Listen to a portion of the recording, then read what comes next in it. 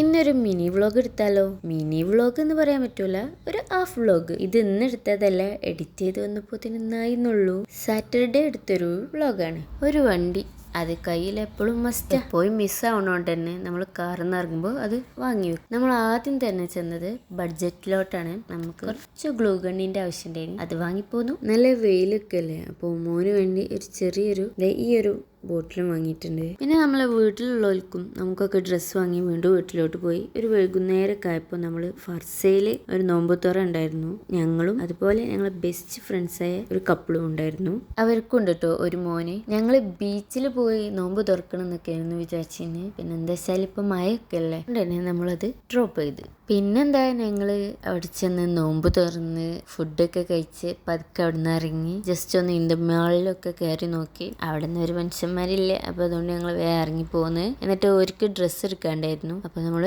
ഡ്രസ്സൊക്കെ എടുത്ത് നമ്മൾ തിരിച്ച് വീട്ടിലോട്ട് തന്നെ പോന്നു. അപ്പോൾ ഇത്രേ ഉള്ളൂ, ബൈ.